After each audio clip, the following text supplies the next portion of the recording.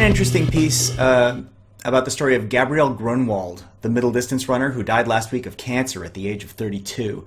It was inspiring in the way that these things are often inspiring. She was a college athlete with Olympic aspirations. She was good enough to be really good at running, but, it's running, so, that can only go so far. But then she got diagnosed a decade ago with glandular cancer, and she took it as a wake-up call instead of a death sentence. You never know how you'll take that kind of news until you get it. Some people lay down, some people get up. You never know. Both reactions are valid, depending on how you feel. Anyway, she decided, in that way that people sometimes do, that she would focus on the things that mattered most to her and nothing else. She had 3 things she cared about. She wanted to spend time with people that she loved, she wanted to run as much as she could and as well as she could, and she wanted to work toward finding a cure for her disease. And so she did. She trained harder, she married her distance running doctor boyfriend. It's a nice thing to have if you've got one, in your back pocket. Take care of that person. And then she started the Brave Like Gabe Foundation, which aims to bring people together and raise funding for cancer research. She finished 4th in the U.S. trials in 2012. She was undergoing treatment in 2016, so she missed those Olympic trials, and, well, now she never made the Olympics. But that doesn't really matter so much, does it? Her time of 4 minutes, 1.48 seconds in the 1,500 meters is the 11th fastest time ever run by an American woman. And while she trained hard and pushed herself every day, really the times themselves don't matter that much. It's the doing, it's the effort, it's the work that matters. The fact that Gabe Grunewald spent the last third of her life focused on 3 simple things that mattered to her made her really good at those things.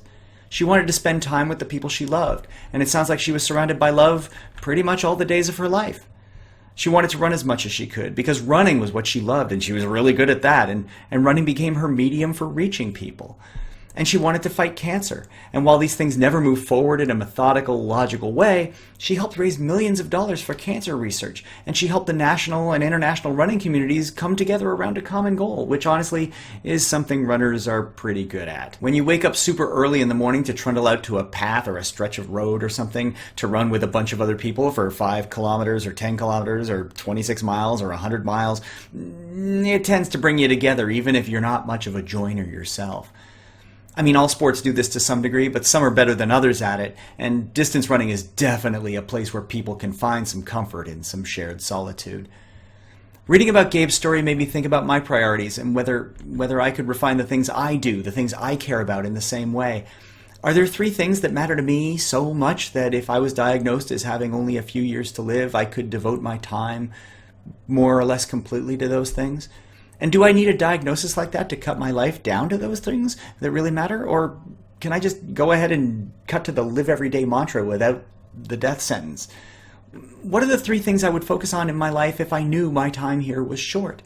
Even accepting that nothing we do really matters in the universe and the big picture. Even knowing that, what do you do to make your corner of the world a little better, or a little more comfortable, or more full of the kind of love you want to see in the world before you leave it? What kind of fun do you want to have? Who do you want to have it with? Would you change what you eat, where you'd visit, who you'd want to spend your time with, what time-wasting hobbies you'd cultivate? Or drop? I mean, time suddenly has a whole lot more value for you personally if this happens to you. What 3 things would you want to focus on if your time was short?